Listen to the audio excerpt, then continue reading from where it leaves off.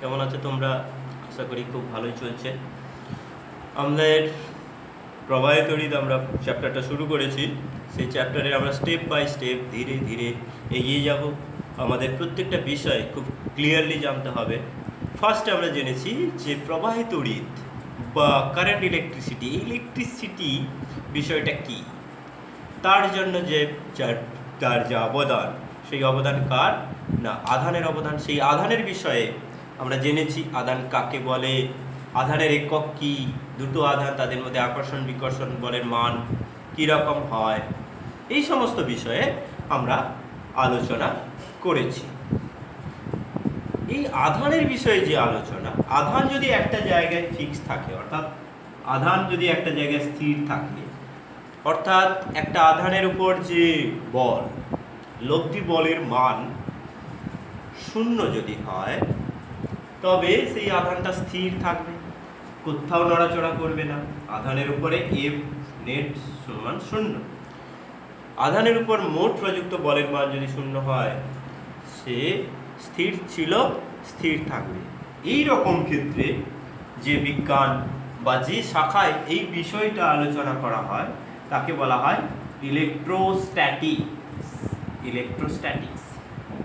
ইলেকট্রনের তো বিষয়, আধান মানে কি, আমরা আজকে যেটা আধান বলছি কিউ দিয়ে লিখছি, বেসিক্যালি সেটা হলো ইলেকট্রন। আমরা যেটাকে আধানের ফ্লো বলছি, এদিক থেকে এদিকে আধান ফ্লো করছে বলছি, অ্যাকচুয়ালি ইলেকট্রনের ফ্লো হচ্ছে অপোজিট দিকে। কেন?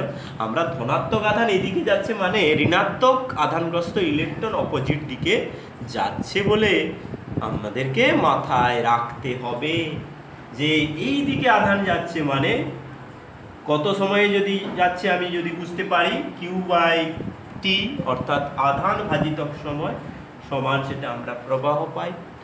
আর উল্টো দিকে কিন্তু ইলেকট্রনের প্রবাহ হয়, অর্থাৎ তড়িৎ প্রবাহ যদি এদিকে হয়, ইলেকট্রনের প্রবাহ তার উল্টো দিকে হয়। ঠিক আছে, অর্থাৎ ইলেকট্রনের বিষয়টাই কিন্তু আমরা আলোচনা করছি। সেখান থেকে কিন্তু ইলেকট্রিক কথাটা এসছে, ইলেকট্রন থেকে ইলেকট্রিক কথাটা এসছে, আর ইলেকট্রিক কথাটা থেকে ইলেকট্রিসিটি কথাটা এসছে। আর এই ইলেকট্রিসিটি বা ইলেকট্রনের যে সায়েন্স, সেই সায়েন্সের দুটো ভাগ, একটা হচ্ছে ইলেকট্রোস্ট্যাটিক্স আর একটা হলো ইলেকট্রোস্ট্যাটিক্স আর ইলেকট্রোডাইনামিক্স। অর্থাৎ যেখানে ইলেকট্রন স্থির থাকে, একটা নির্দিষ্ট পয়েন্টে ইলেকট্রন যদি আটকানো থাকে, একটা নির্দিষ্ট স্থানে যদি ইলেকট্রন থাকে, অর্থাৎ আধান থাকে, অর্থাৎ ইলেকট্রনের অ্যাবসেন্ট থাকলেও সেখানে আধান থাকে, সেইটা যে শাখায় আমরা আলোচনা করে থাকি সেটাকে আমরা বলি ইলেকট্রোস্ট্যাটিক্স। আর ইলেকট্রোস্ট্যাটিক্সের প্রাথমিক যে বিষয় সেটা আমরা কুলম্বের সূত্র দিয়ে আলোচনা করেছি। আমাদের কিন্তু এই চ্যাপ্টারটা ইলেকট্রোস্ট্যাটিক্সের চ্যাপ্টার নয়, তা সত্ত্বেও আমরা কুলম্বের সূত্র পড়লাম। কেন পড়েছি না আধানের সম্পর্কে ধারণা করার জন্য।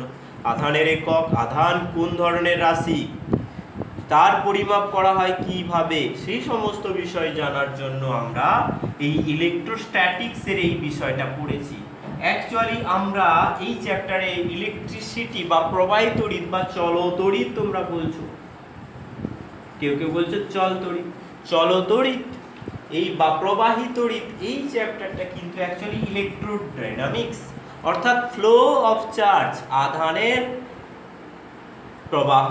অর্থাৎ আধানের প্রবাহ মানে কি ইলেকট্রনের প্রবাহ। সেইখানে এই বিষয়টাকে আমরা বলছি, এই প্রবাহ যেখানে আলোচিত হয়, যে শাখায় আলোচিত হয়, তাকেই আমরা বলছি ইলেকট্রোডাইনামিক্স। আর সেটার একটা বিশেষ ভাগ হলো ইলেকট্রিসিটি, কারেন্ট ইলেকট্রিসিটি, প্রবাহিত তড়িৎ। এই প্রবাহিত তড়িতের ক্ষেত্রে আমরা আগের দিন কারেন্ট ফ্লো, প্রবাহ, তড়িৎ প্রবাহ বা কারেন্ট ফ্লো আমরা জেনেছি, কারেন্ট ফ্লো এই বিষয়টা জেনেছি। আর একটা জেনেছি কি প্রবাহ মাত্রা। এই কারেন্ট ফ্লোটা হলো একটা ঘটনা, এটা একটা ঘটনা। আর প্রবাহ মাত্রা হলো এখানে হচ্ছে এটা একটা রাশি, পরিমাপযোগ্য রাশি। প্রবাহ মাত্রা হলো একটা পরিমাপযোগ্য রাশি, প্রবাহ মাত্রাকে পরিমাপ করা যায়। এখন আমি আলোচনা প্রসঙ্গে তোমাদেরকে বলেছিলাম যে প্রবাহ মাত্রা তো হয়, কার মধ্য দিয়ে হয়? একটা পরিবাহীর মধ্য দিয়ে হয়। প্রবাহ মাত্রা যায় একটা তড়িৎ পরিবাহীর মধ্যে প্রবাহ যায়, সেই প্রবাহের ভ্যালুটা কীরকম সেটা জানার জন্য যে রাশি সেটাকে আমরা প্রবাহ মাত্রা বলছি। এই প্রবাহ মাত্রার দিক রয়েছে, কিন্তু এটা ভেক্টর যোগের নিয়ম মেনে চলে না, এই জন্য এটাকে বলা হয় স্কেলার রাশি। আচ্ছা, এবার এই প্রবাহ মাত্রার যে পরিমাপ সেটা হলো কি, যে কোনো পরিবাহীর যে কোনো প্রস্থচ্ছেদের মধ্য দিয়ে প্রতি সেকেন্ডে যে পরিমাণ আধান প্রবাহিত হয় তাকেই আমরা বলি এখানে প্রবাহ মাত্রা। এই প্রবাহ মাত্রার একক কি? Coulomb by second. সময়ের একক সেকেন্ড, আধানের একক কুলম্ব, কুলম্ব পার সেকেন্ড, সেটাকে আমরা বলেছি অ্যাম্পিয়ার। এছাড়াও আমরা ইএমইউ একক পেয়েছি, 1 ইএমইউ সমান আমরা দেখেছি 10 অ্যাম্পিয়ার। এরকম আমরা অনেক প্রবাহ মাত্রার একক পেয়েছি এবং তার পরিমাপ করার বিষয়ে আলোচনা করেছি। এছাড়াও প্রবাহ মাত্রা, এই 1 অ্যাম্পিয়ার প্রবাহ মাত্রা কিন্তু অনেকখানি প্রবাহ মাত্রা। এই প্রবাহ মাত্রার যে ইউজফুল যে ভ্যালুগুলো প্র্যাকটিক্যালি যেগুলো আমাদের লাগে, ছোট ছোট যন্ত্রপাতি, বৈদ্যুতিক এবং বৈদ্যুতিন যন্ত্রে যে প্রবাহ মাত্রাগুলো যায় সেগুলো হচ্ছে milli ampere, micro ampere, nano ampere, এই সমস্ত এককে পরিমাপ করা হয়। মিলি অ্যাম্পিয়ার মানে 10⁻³ ampere, micro ampere 10⁻6 ampere, nano ampere 10⁻9 ampere. এই সম্পর্কে আমরা আলোচনা করেছি। সেখানে আমরা অ্যাম্পিয়ারের সংজ্ঞা বলেছি। 1 কুলম্ব আধান যদি 1 সেকেন্ডে কোনো পরিবাহীর মধ্য দিয়ে যায়, অর্থাৎ আমি এখানে কিউ এর জায়গায় 1 বসাবো, টি এর জায়গায় 1 বসাবো, তখন আমরা কারেন্টকে বলবো 1।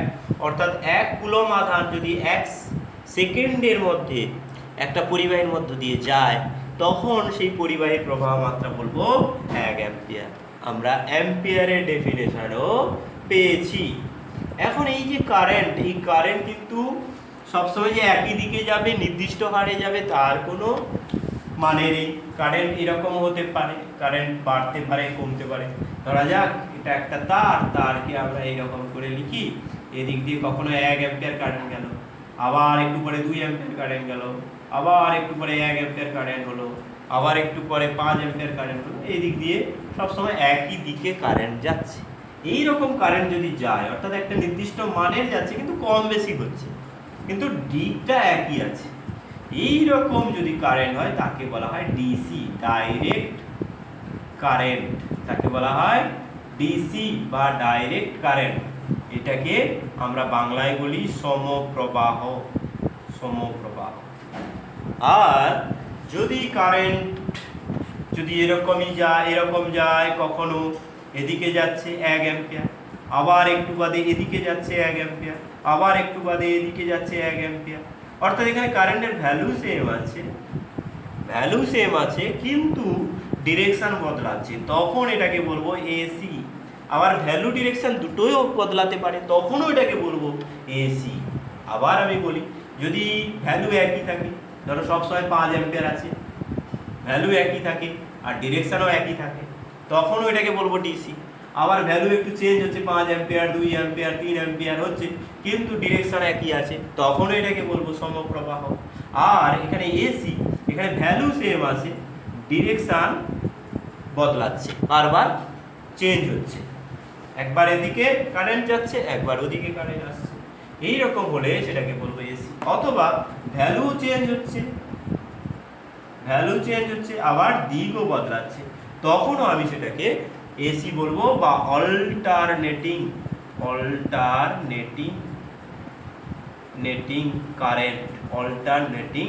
কারেন্ট বা পরিবর্তী প্রবাহ। অল্টারনেট থেকে অল্টারনেটিং কথাটা এসছে, অর্থাৎ তার দিক বারবার পরিবর্তন হচ্ছে বলে তার এই নাম। ডাইরেক্ট কারেন্ট ডিসি বা সমপ্রবাহ, অল্টারনেটিং কারেন্ট বা এসি বা পরিবর্তী প্রবাহ, এই 2 প্রকার কারেন্ট আমরা পাই। এবারে এই যে ডিসি, অর্থাৎ দিকও একই থাকবে, মানও একই থাকবে।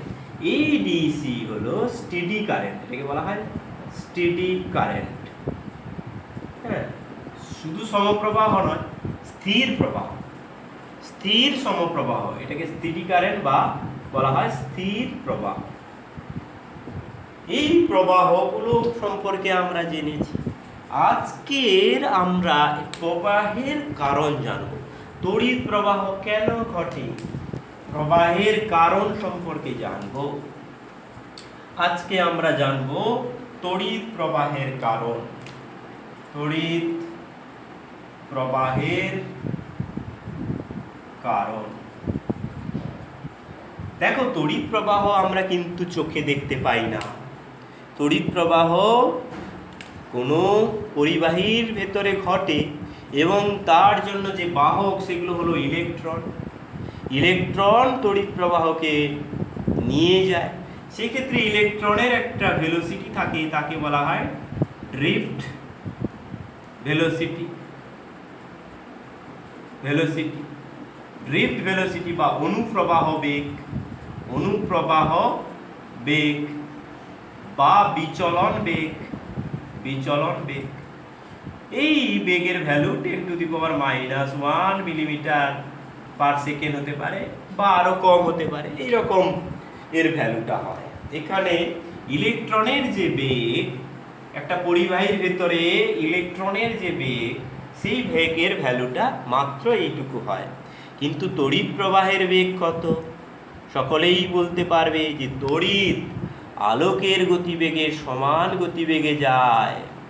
তুমি দেখবে কিছু দূরে একটা পুজো হচ্ছে, তুমি দেখবে কারেন্ট চলে গেল, কারেন্ট চলে যাওয়ার পরেও দেখবে একটু সময় ধরে শব্দটা আসছে, কারণ শব্দটা ট্রাভেল করছে ওখান থেকে বক্সের বন্ধ হয়ে গেছে, বক্স বন্ধ হয়ে গেছে, কিন্তু সেখান থেকে যে শব্দটা উৎপন্ন হয়েছিল সেটা তোমার কানে এসে পৌঁছতে অনেকখানি সময় লেগে গেছে। তখনও তুমি শুনতে পাচ্ছ, কিছুক্ষণ পরে বন্ধ হচ্ছে বলে মনে হচ্ছে।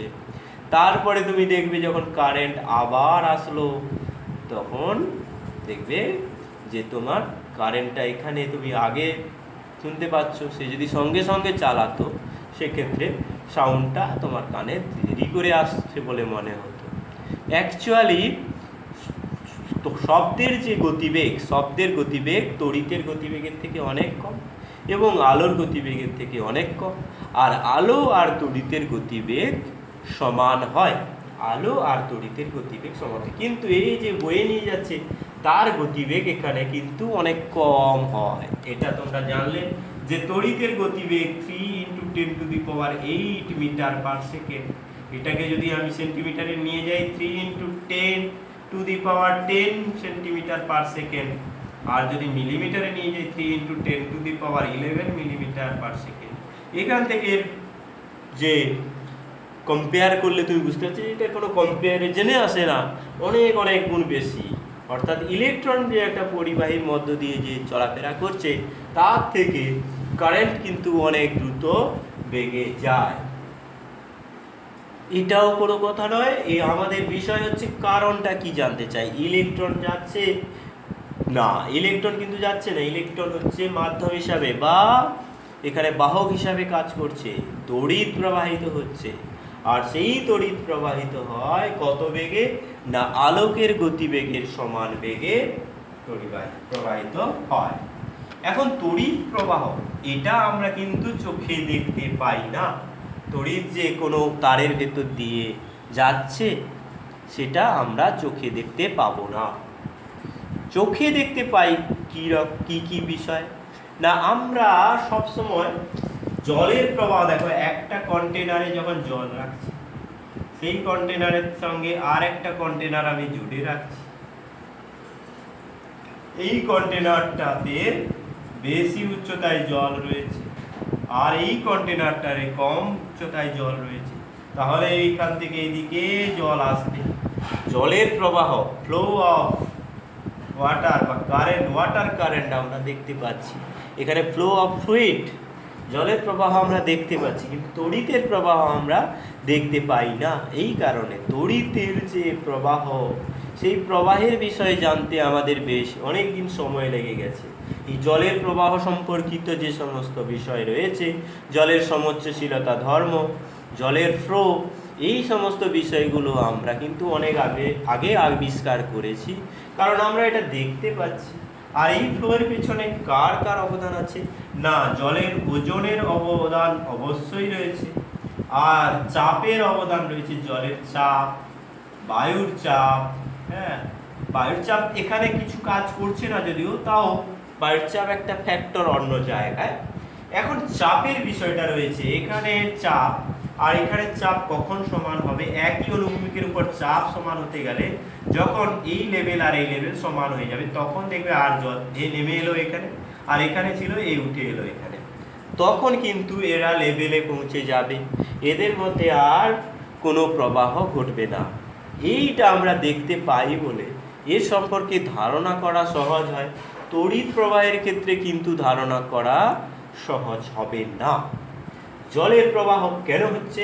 না, এখানে উচ্চতল, এখানে তলের উচ্চতা, এখানে H1 এর এখানে H2, ধরো H1 গ্রেটার দেন H2, উচ্চতা বেশি থেকে কম উচ্চতার দিকে সবসময় তরল গড়িয়ে যাবে। জল শুধু নয়, যে কোনো তরল গড়িয়ে যাবে।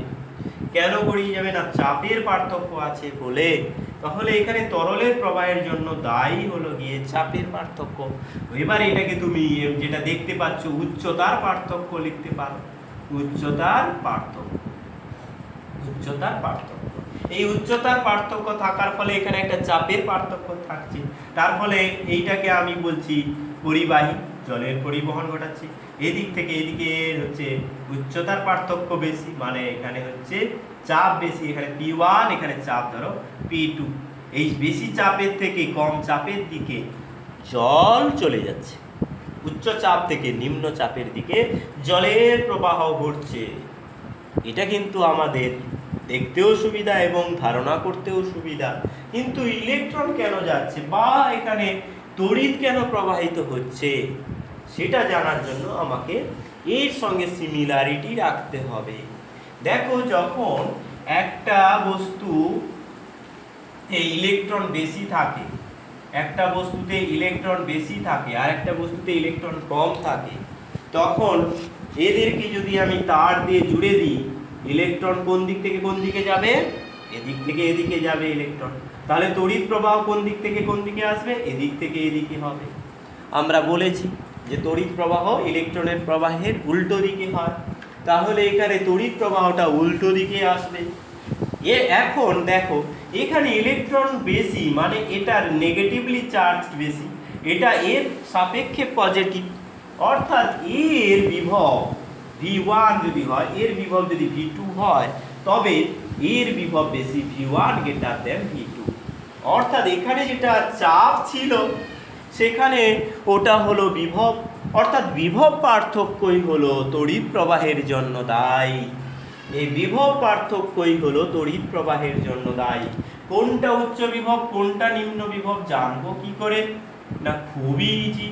যেদিক থেকে ইলেকট্রন যায় সেটা নিম্ন বিভব, যেদিকে ইলেকট্রন যায় সেটা উচ্চ বিভব। অর্থাৎ ইলেকট্রন যেদিকে যায় তার বিপরীত দিকে তড়িৎ প্রবাহ হয়, অর্থাৎ তড়িৎ প্রবাহ উচ্চ বিভব থেকে নিম্ন বিভবের দিকে হয়। এই দুটো বস্তু রয়েছে, এখানে বেশি ধনাত্মক আর এখানে কম ধনাত্মক, তাহলে এখানে V1 এখানে V2 হলে উচ্চ বিভব কোনটা হবে? V1 গ্রেটার দেন V2 হবে। এদের মধ্যে তার দিয়ে যোগ করলে কারেন্ট কোন দিকে যাবে? না, উচ্চ বিভব থেকে নিম্ন বিভবের দিকে যাবে। আবার আমি যদি দেখি এরকম একটা রয়েছে নিম্ন নেগেটিভ, কম নেগেটিভ, এটা নেগেটিভ আর এটা পজিটিভ, তাহলে এখানে কি হবে? এর বিভব বেশি হবে, এটা V1 আর এটা V2 হলে আমরা লিখব V1 গ্রেটার দেন V2। অর্থাৎ এখানে যদি আমি তার জুড়ি, কারেন্ট এদিক থেকে এদিকে যাবে। দুটো, একটা পজিটিভ একটা নেগেটিভ হলে বুঝতেই পারছি এটার বিভব বেশি, দুটো পজিটিভ হলে যার পজিটিভ বেশি সেটার বেশি বিভব, বুঝতে পারছি। আর দুটো নেগেটিভ হলে আগেই তো বললাম যে যেটার নেগেটিভ, যেটার কম নেগেটিভ সেটার বিভব বেশি। এটা যদি V1 হয়, এটা যদি V2 হয়, V1 গ্রেটার দেন V2, তখন আমরা তার দিয়ে জুড়লে এই V1 থেকে V2 এর দিকে প্রবাহ যাবে। অর্থাৎ তড়িৎ প্রবাহের, জলের প্রবাহের ক্ষেত্রে আমরা বলেছিলাম উচ্চতার পার্থক্য বা চাপের পার্থক্য দায়ী, সেরকমভাবে তড়িৎ চালনের জন্য, অর্থাৎ তড়িৎ এক জায়গা থেকে আর এক জায়গায় যাওয়ার জন্য, অর্থাৎ ইলেকট্রন ফ্লোর জন্য, অর্থাৎ তড়িৎ প্রবাহের জন্য যে বিষয়টা যা দায়ী বা যে রাশি দায়ী সেটা হলো বিভব। আবার আমরা তাপের সঙ্গে তুলনা করতে পারি। তাপের ক্ষেত্রে আমরা কিছুদিন আগে দেখেছি, সেখানেও তাপের পরিবহন হয়। সেখানে আমরা দেখেছি উচ্চ উষ্ণতা T1 আর T2, এখানে যেটা বিভব সেখানে সেটা উষ্ণতা। সেখানে উচ্চ উষ্ণতা থেকে নিম্ন উষ্ণতা থেকে তাপ যায়, এখানে আধান যায়, এখানে আধান যায়, আর সেখানে তাপ যায়। এখানে বিভব এই আধান যাওয়ার জন্য দায়ী, সেখানে তাপমাত্রার পার্থক্য এই তাপ যাওয়ার জন্য দায়ী। তাহলে তড়িৎ প্রবাহের কারণ আমরা জানলাম, তড়িৎ প্রবাহের কারণ আমরা জানলাম। তড়িৎ প্রবাহের কারণ, তড়িৎ প্রবাহের কারণ, তড়িৎ প্রবাহের কারণ কি? বিভবের পার্থক্য, বিভবের পার্থক্য। উচ্চ বিভব থেকে নিম্ন বিভবের দিকে তড়িৎ প্রবাহিত হবে। এখন তোমরা দেখো তো, তোমাদের যে জলের প্রবাহের কথা বলেছি, সেই জল আমি যদি এরকম করে পাইপ নিয়ে আসি, বিভিন্ন দিকে যদি পাইপ নিয়ে চলে যাই, কি হবে? এখানে যদি জল ভর্তি থাকে ট্যাঙ্কিতে, আমি এখানে ট্যাপ করে রাখলাম, এখানে ট্যাপ করে রাখলাম, এখানে ট্যাপ, সব জায়গায় আমি ট্যাপ দিয়ে রেখেছি। এই ট্যাপের ভেতর দিয়ে জল যাবে। এখানে ট্যাপটা আমি বন্ধ করে রাখলে জল যাবে না, এইখানে জলটা জমা হয়ে থাকবে। অর্থাৎ এই অবস্থায় জলের তলের উচ্চতা বেশি। আস্তে আস্তে যখন ট্যাপ খুলে দিয়ে যাবো, এই উচ্চতা কমবে, সঙ্গে সঙ্গে এই দিক দিয়ে জলের প্রবাহ হবে, জল ফ্লো করে চলে যাবে সব দিকে। অর্থাৎ এইখানে উচ্চতা বেশি, এখানে বিভব বেশি, ভি বেশি। তড়িতের সঙ্গে যদি তুলনা করা হয়, এর বিভব, উচ্চতাকে যদি আমি বিভব বলি, বিভব বেশি, আর এখানে বিভব কম। কি এর থেকে এইদিকে কখনোই জল উঠবে? কখনোই জল উঠবে না, নিজে নিজে কখনোই জল নিচ থেকে উপরে ওঠে না। কিন্তু গ্র্যাভিটির জন্য এটা হয়, অর্থাৎ জলের ওজনের জন্য সেটা নিচের দিকে নামবে। ওজনের জন্য তার চাপটা নিচের দিকে কম, উপরের দিকে বেশি। এই কারণে জল গড়িয়ে যায় নিচের দিকে। তোমরা তো ক্লাস 9-এ প্রবাহীর ধর্ম দেখেছো, পড়েছো, সেখানে লক্ষ্য করেছো জলের সমোচ্চশীলতা ধর্ম। জল উপর থেকে নিচের দিকে যায়, অর্থাৎ উচ্চ চাপের থেকে নিম্ন চাপের দিকে জল যায়, উপরের দিকে ওঠে না কেন? তখন যদি প্রশ্ন করে থাকো, তখন তোমরা বুঝতে পেরেছো যে প্রবাহের যত নিচের দিকে যাব, দেখো এর থেকে এর গভীরতা বেশি, এখান থেকে এখানে চাপ বেশি, এখান থেকে এখানে চাপ, এরকম করে এর চাপ এর সাপেক্ষে, তাহলে এখানে যে প্রবাহের যে চাপ, সেই চাপটা নিচের দিকে তত কম হবে। উচ্চতার জন্য এর চাপটা সমান করার জন্য এ সামনের দিকে ফ্লো করে যাবে। এই হলো গিয়ে প্রবাহের ব্যাপার। এখন এই যে ফ্লোটাকে আমরা তৈরি করছি, তার জন্য আমরা কি করি? বাড়িতে একটা পাম্প রাখি, অনেকের বাড়িতে রয়েছে সাবমার্সিবল পাম্প। সেই পাম্পের সাহায্যে জল আমরা প্রথমে এই ট্যাঙ্কিতে ভরে রাখি।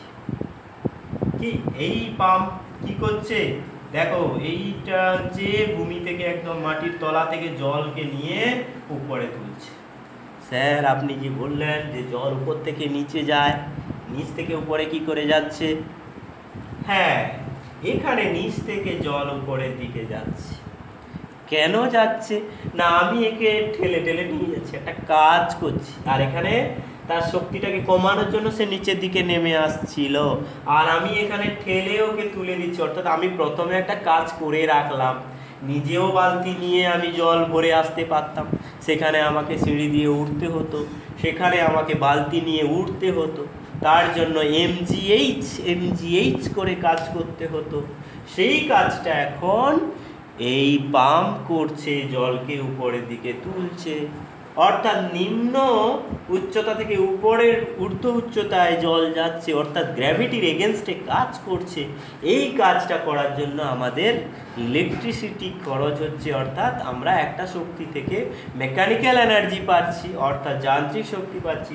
সেই শক্তিটা কাজে লাগিয়ে আমরা জল তুলছি। এখানে তাহলে একটা কাজ করছি, অর্থাৎ লো পোটেনশিয়াল থেকে আমরা লোয়ার পটেনশিয়াল থেকে হায়ার পটেনশিয়ালে আমরা নিয়ে যাচ্ছি জলের, এখানে ওজন তুলছি, সেখানে কি না আধানকে আমরা নিয়ে যাব কি নিম্ন বিভব থেকে উচ্চ বিভবের দিকে। আমরা এখানে উচ্চ বিভব, এই উচ্চ বিভবে আমি আধান জড়ো করাবো। এর জন্য যেটা লাগে সেটা হলো পাম্প। আর এই বাবা এখানে জলের ক্ষেত্রে পাম্প রয়েছে, আর এখানে তো কোনো পাম্প নেই। সেই পাম্পটা হলো বিদ্যুৎ তড়িতের উৎস, তড়িৎ উৎস। এই তড়িৎ উৎস সম্পর্কে আজকে আমরা জানবো। তড়িৎ প্রবাহের কারণ কি? বিভব প্রভেদ। আরে বাবা, বিভব তো এমনি এমনি প্রভেদ নিয়ে থাকে না, বিভব প্রভেদ সৃষ্টি করতে হয়। সেই বিভব প্রভেদ সৃষ্টি করে কে না জলের ক্ষেত্রে এখানে তো পাম্প, আর তড়িতের ক্ষেত্রে হলো তড়িতের উৎস। এই তড়িতের উৎসকে আমরা অনেক ভাগে ভাগ করব। তড়িৎ উৎস বা তড়িৎ শক্তির উৎস, এই উৎসকে আমরা অনেকগুলো ভাগে ভাগ করব। তড়িৎ উৎস,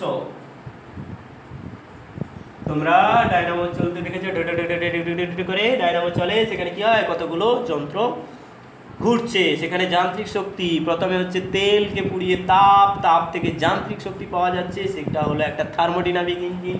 সেখান থেকে আমরা তড়িৎ পাচ্ছি। তাহলে একটা যন্ত্র হয় সচল অংশ থাকে যে যন্ত্রে, আর একটা যন্ত্র হয় কোনো সচল অংশ থাকে না, সচল অংশ নেই। তড়িতের দু রকম উৎস আছে, একটাতে সচল অংশ থাকে, সেটা হলো জেনারেটর বা হচ্ছে ডায়নামো, জেনারেটর বা ডায়নামো। আর যেটাতে সচল অংশ থাকে না তাকে বলা হয় তড়িৎ কোষ। আর অনেকগুলো তড়িৎ কোষ নিয়ে যেটা তৈরি হয় সেটাকে বলা হয় ব্যাটারি। হ্যাঁ, আমরা কাউকে গালাগালি দিই ব্যাটারি, এইটা সেই ব্যাটারি নয়, এটা হলো সত্যিকারের ব্যাটারি। অনেকগুলো তড়িৎ কোষ মিলিয়ে যেটা তৈরি করা হয় সেটাকে বলা হয় ব্যাটারি। ডায়নামো, এখানে সচল অংশ থাকে, ডিডি করে চলছে, যান্ত্রিক শক্তি থেকে আমরা তড়িৎ শক্তি পাচ্ছি। এই ডায়নামোর সাহায্যে আমরা এসি এবং ডিসি দু রকমের কারেন্ট পেয়ে থাকি, আর তড়িৎ কোষ থেকে আমরা ডিসি পেয়ে থাকি। ডিসিকে আবার এসিতে করা যায়, ইনভার্টার কাজে লাগাতে হয়, ইনভার্টারের সাহায্যে আমরা ব্যাটারি থেকে আমরা ডিসি থেকে আবার এসি পাই। সেটা কথা নয়, এখন কথা হলো গিয়ে আমাদের তড়িৎ উৎস কি বা তড়িৎ উৎস মানে কি? সে উচ্চ বিভবের দিকে কারেন্টটাকে নিয়ে যায়, নিম্ন বিভব থেকে উচ্চ বিভব দিকে কারেন্টটাকে নিয়ে গিয়ে রেখে দেয়। সেই কারেন্টকে আমরা যখন খুশি কাজে লাগাতে পারি। অর্থাৎ এখানে সেইগুলো যে যন্ত্রগুলোর সাহায্যে এটা করা হয় সেটাকে আমরা জলের ক্ষেত্রে পাম্প বলেছি, সাবমার্সিবল পাম্প, টুলু পাম্প। আর এই ক্ষেত্রে তড়িৎ উৎসের ক্ষেত্রে আমরা সচল অংশযুক্ত যে যন্ত্র পাই তাকে বলা হয় ডায়নামো বা জেনারেটর। আর যেগুলোর সচল অংশ নেই সে সমস্ত তড়িৎ কোষে ঠান্ডা হয়ে বসে আছে, ঠান্ডা মাথার লোক, এরা হচ্ছে তড়িৎ কোষ বা ব্যাটারি। এই তড়িৎ কোষের সিম্বল কীরকম? একটা বড় লাঠি আর একটা ছোট লাঠি কাছাকাছি রেখে দাও, এটাকে বলা হবে তড়িৎ কোষ। তড়িৎ কোষের সিম্বল হলো এটা, আর ব্যাটারির সিম্বল হলো এইরকম। অনেকগুলো তড়িৎ কোষকে জুড়ে যেটা তৈরি হয় সেটা হলো ব্যাটারি। এই যে ব্যাটারি বা তড়িৎ কোষ, এইখান থেকে ডিসি কিভাবে পাওয়া যায় না, এটার জন্য কিন্তু আজকের দিনে যে আমরা ব্যাটারিটা পেয়েছি এটা এত সহজে আসেনি। বহু বছর আগে বহু মানুষের গবেষণা এবং তাদের অনেক পরিশ্রমের ফল আমরা আজকের পাচ্ছি। আজকে যে আমরা ইলেকট্রিসিটি পাচ্ছি, এই ইলেকট্রিসিটি কিন্তু একদিনে আসেনি। বা এই ইলেকট্রিসিটি যে সুফল পাচ্ছি, এই বাল্ব আবিষ্কার হতে অনেক সময় লেগেছে, কিন্তু ইলেকট্রিসিটি অনেক আগে আবিষ্কার হয়েছে।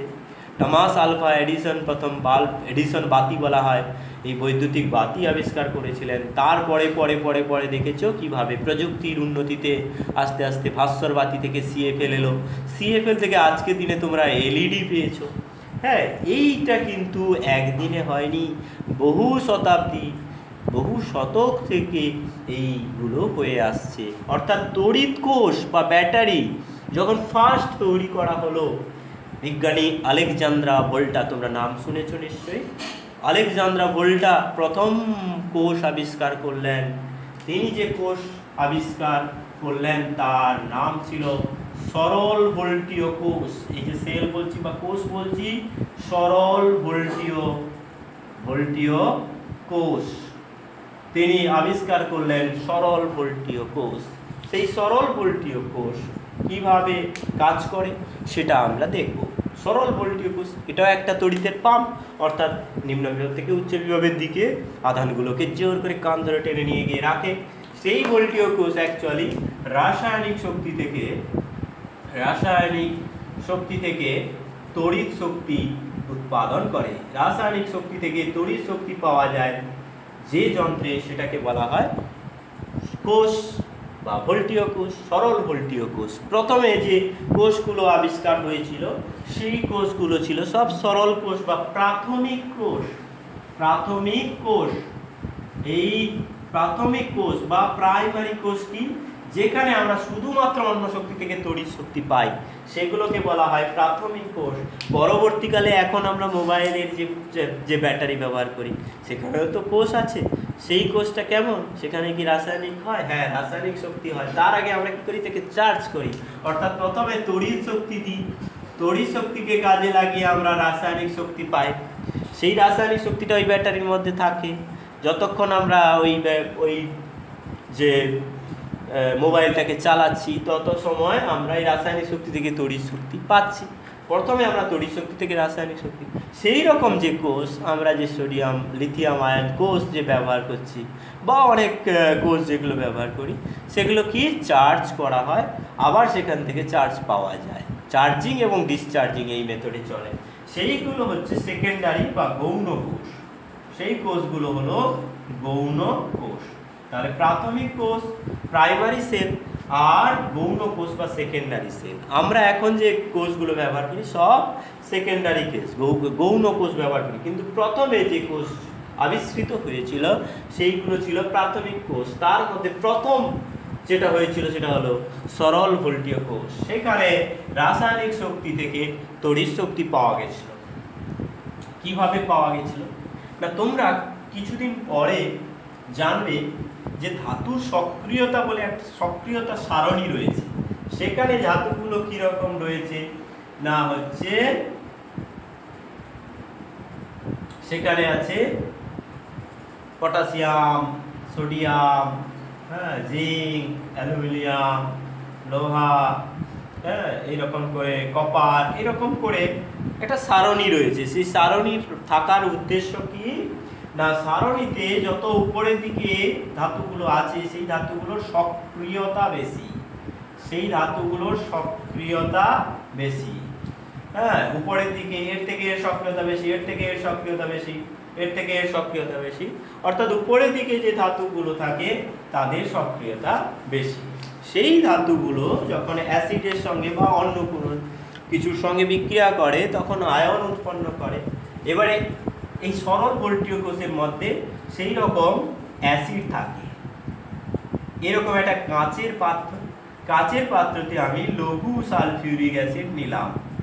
সালফিউরিক অ্যাসিডের সংকেত H2SO4।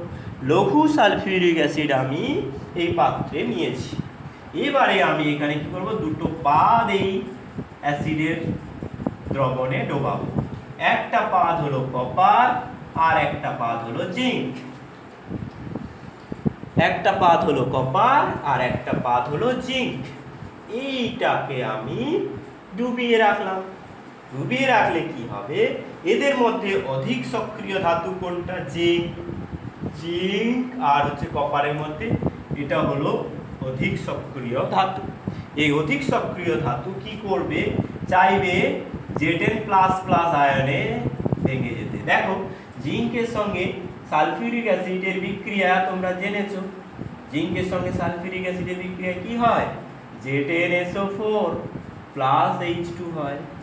এখানে দেখো ZnSO4 হলো কেন না, জিঙ্কটা প্লাস প্লাস হয়ে গেল আর SO4 এখান থেকে বেরিয়ে এসে SO4 -2 এখানে প্লাস প্লাস লিখেছি, আচ্ছা ঠিক আছে, এখানে মাইনাস মাইনাস। এই দুটোর সঙ্গে বিক্রিয়া ঘটে আর হাইড্রোজেনটা বেরিয়ে আসে, এইভাবে এই বিক্রিয়াটা ঘটে। এই ক্ষেত্রে আমি Zn প্লাস প্লাস যদি হয়, এইখানে প্লাস প্লাস হতে গিয়ে তাকে কি করতে হয়েছে, Zn থেকে দুটো ইলেকট্রন বেরিয়ে গেলে Zn প্লাস প্লাস হয় না। বুঝতে পারলে কিন্তু মুশকিল, তোমাকে সায়েন্স মানে এরপরে তুমি আরও কঠিনে যাবে, প্রত্যেকটা স্টেপ তোমাকে মনে রাখতে হবে, শুধু বোঝা নয় মনে রাখতে হবে। সেক্ষেত্রে তুমি এই বিষয়টা কোথায় পেয়েছো না, পরমাণু আয়নে পরিণত হয় তুমি ক্লাস 9-এ পেয়েছো। দেখো একটা পরমাণু এ থেকে একটা ইলেকট্রন বেরিয়ে গেলে এ প্লাস আয়ন হয়, এ থেকে দুটো ইলেকট্রন বেরিয়ে গেলে এ প্লাস প্লাস আয়ন হয়, সেখানে পেয়েছো। সেটা কিন্তু ভুললে চলবে না, যা আজকে জানছো তোমাকে এখন সায়েন্সে যদি ক্যারিয়ার করতে চাও সব সময় মনে রাখতে হবে। অর্থাৎ এখানে যেই থেকে Zn2 প্লাস হলো, এই যে দুটো ইলেকট্রন সে ছেড়ে এলো, কাকে দিয়ে এলো না, এইখানে এই প্লেটের উপর রেখে এলো, আর এইখানে এই জিঙ্কগুলো কিন্তু এদিকে চলে যাবে। এখানে H প্লাস আর জিঙ্ক এখানে থাকবে, Zn plus plus Zn plus plus এখানে থাকবে। এর ফলে এটা যেহেতু সক্রিয়তা বেশি, এর সক্রিয়তা বেশি বলে এ কাজ করেছে এখানে, এর ফলে এখানে এটা নেগেটিভলি চার্জড হয়ে গেছে। অর্থাৎ এখানে আমি কি কি রেখেছি একদম আমি সামারাইজ করে নেব, এত কিছু তোমাদেরকে এখন জানতে হবে না, তোমরা শুধু এইটুকু জানবে যে এখানে লঘু সালফিউরিক অ্যাসিড থাকে, লঘু সালফিউরিক অ্যাসিড থাকে, H2SO4 থাকে, দুটো ধাতব দণ্ড থাকে, একটা হচ্ছে জিঙ্ক আর একটা হচ্ছে কপার। কপারে গিয়ে কি হয়, ধনাত্মক আধানগুলো, এইদিকে আমি কপার লিখলাম আর এইদিকে আমি জিঙ্ক লিখলাম, এখানে ধনাত্মক হবে এই প্লেটটা আর এখানে ঋণাত্মক আধানগুলো, অর্থাৎ এখানে ইলেকট্রন জমা থাকবে। এইবারে আমি যখন বাইরে দিয়ে একটা তার জুড়ে দেব, তখন ইলেকট্রনগুলো এদিক থেকে এদিকে যাবে, অর্থাৎ কারেন্টটা এদিক থেকে এদিকে চলে যাবে।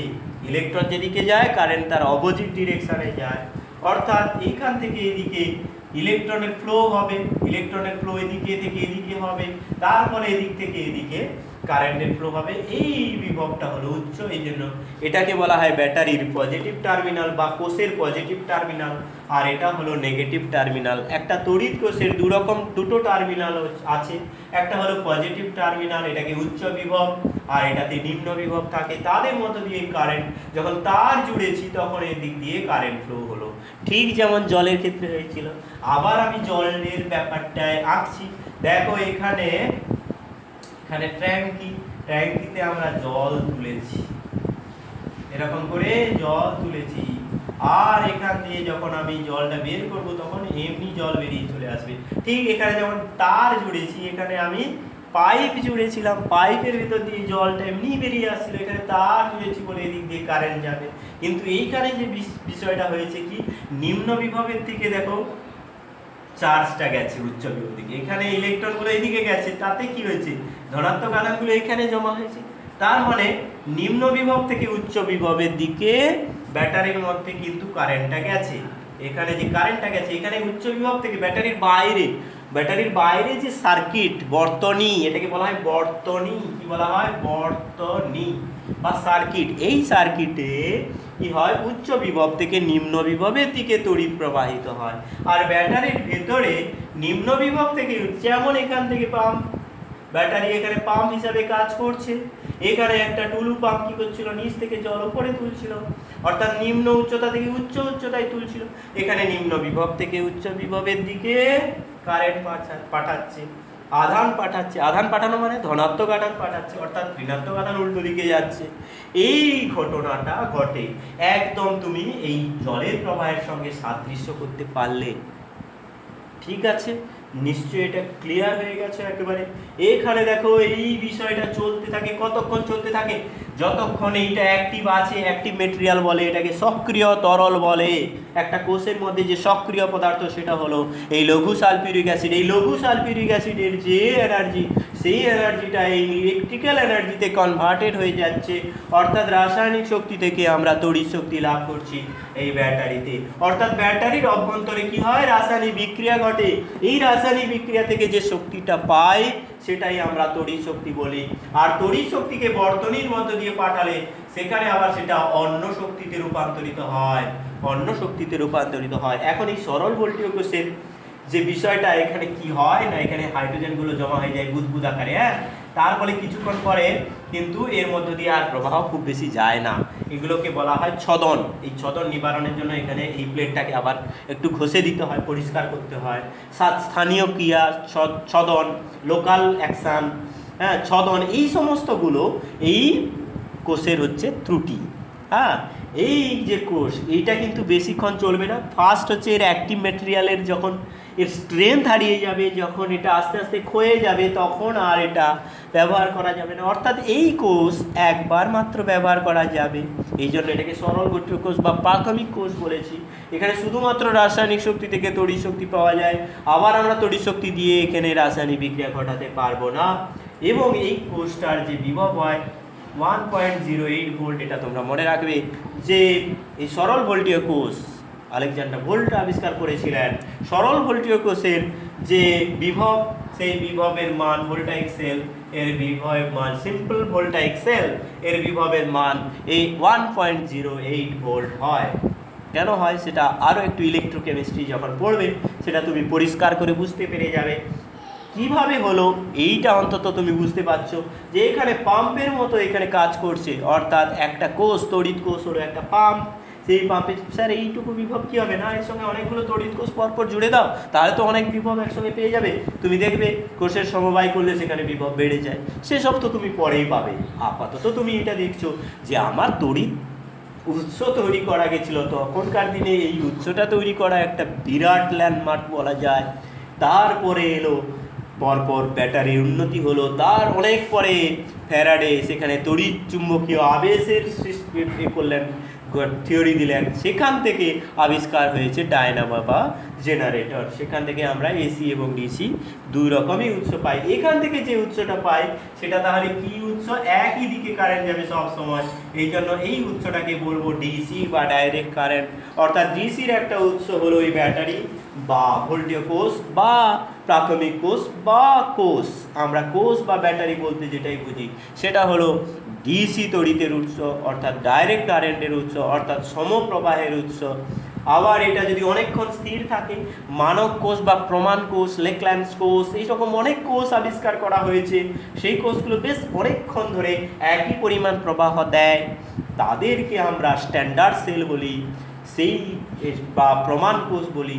সেই কোষগুলোর সঙ্গে যে বর্তনী যোগ করা থাকে, সেই বর্তনীর মধ্য দিয়ে কিন্তু একটা স্টেডি কারেন্ট যায়, অর্থাৎ স্থির প্রবাহ পাওয়া যায়।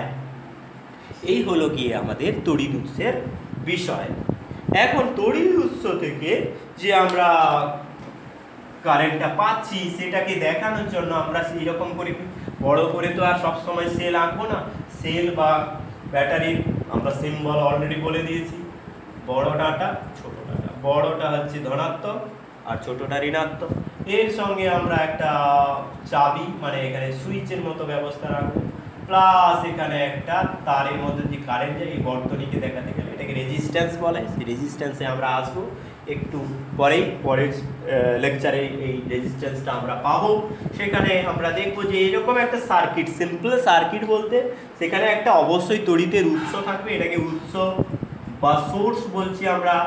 উৎস থাকবে আর এখানে সুইচ যখন অন করা হবে এখানে পজিটিভ টার্মিনাল, অর্থাৎ এখানে হায়ার ভোল্টেজ থেকে লোয়ার ভোল্টেজে একটা কারেন্ট যাবে। এই হলো একটা সিম্পল সার্কিট।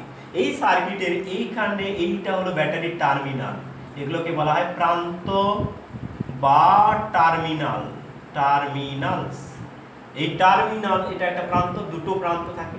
তাহলে একটা ব্যাটারি বা একটা তড়িৎ কোষের দুটো প্রান্ত থাকে, সেই টার্মিনালগুলোর সঙ্গে আর যা কিছু যোগ থাকে, মানে এই ব্যাটারিটাকে যদি এই বর্তনী থেকে বাদ দিয়ে দেওয়া হয় এটাকে বলবো বহির্বর্তনী, বহির্বর্তনী, বহির্বর্তনী। হ্যাঁ, এটাকে বলবো বহির্বর্তনী। এবার এই বর্তনী যখন আমি সুইচ অন করা থাকে, অর্থাৎ সুইচ যখন চালু আছে, অন থাকা হলে সেটাকে বলা হবে বদ্ধ বর্তনী, বদ্ধ বর্তনী বা ক্লোজড সার্কিট। সার্কিট বানানো হচ্ছে CIRCUIT, সার্কিট। এটাকে আমি অনেক সময় আমরা ক্লোজ সার্কিট এরকম লিখি, ক্লোজ সার্কিট, ক্লোজ সার্কিট। সহজ করে বোঝানোর জন্য, বোঝানোর সময় তো এত বড় বড় করে সব লিখতে গেলে অনেক বড় লেন্থের ভিডিও হয়ে যাবে। সেই জন্য এখানে আমরা দেখছি যে বদ্ধ বর্তনী মানে যখন আমি এই সুইচটা চালু করে রেখেছি, কারেন্ট যাচ্ছে, তখন এটাকে ব্যাটারি সহ পুরো বর্তনী যখন কারেন্ট যাচ্ছে তখন এটাকে বলছি বদ্ধ বর্তনী। আর খোলা বর্তনী, খোলা বা মুক্ত বর্তনী, এটাকে ইংরেজিতে কি বলা হয়?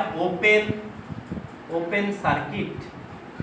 এই ওপেন সার্কিট কখন থাকবে? যখন এই সুইচটা অফ থাকবে, সুইচটা অফ থাকবে যখন, তখন এটাকে আমি বলবো খোলা বর্তনী। হ্যাঁ, খোলা বর্তনী। খোলা বর্তনী মানেই হচ্ছে এখানে আমি এই ব্যাটারির সঙ্গে এই বর্তনী ছিন্ন, অর্থাৎ বহির্বর্তনীর সঙ্গে ব্যাটারি বা উৎস শূন্য। অর্থাৎ বর্তনী সমান কি? মোট বর্তনী যখন বলছি, বর্তনী সমান হচ্ছে বহির্বর্তনী যুক্ত উৎস। এই উৎস এবং বহির্বর্তনীকে একসঙ্গে বলা হচ্ছে বর্তনী, এটাকে বলা হচ্ছে সার্কিট। আর এটা হচ্ছে কি? লোড। বহির্বর্তনীকে লোড বা হচ্ছে এক্সটার্নাল সার্কিট, আর এটা হলো সোর্স। অর্থাৎ সোর্সের সঙ্গে লোড যোগ করলে তবেই তার মধ্যে দিয়ে কারেন্ট যায়। এই হলো গিয়ে একটা বর্তনীর চিহ্ন। আমরা পরের দিন আসবো এই কোষের ভেতরে কি ঘটে। এবার কোষের দুই প্রান্তে যে বিভব, সেটার মান কত, সেটাকে কি বলে, বহির্বর্তনী এই বদ্ধ বর্তনীতে তার মান কত, খোলা বর্তনীতে তার মান কত, এক হয় না আলাদা হয়, কেন এক হয় বা কেন আলাদা হয়, কখন এক হয় কখন আলাদা হয়, সেইগুলো আমরা আলোচনা করব এর পরের দিন। তাহলে আমরা এই কোষের অভ্যন্তরীণ এবং বাহ্যিক ব্যাপার, কোষের অ্যাকশন নিয়ে আমরা কাজ করব। আজকে আমরা কোষের গঠন এবং কেন সে তড়িৎ উৎস সেটা সম্পর্কে আমরা বিশ্লেষণ করলাম। ধন্যবাদ। Wish you all the best.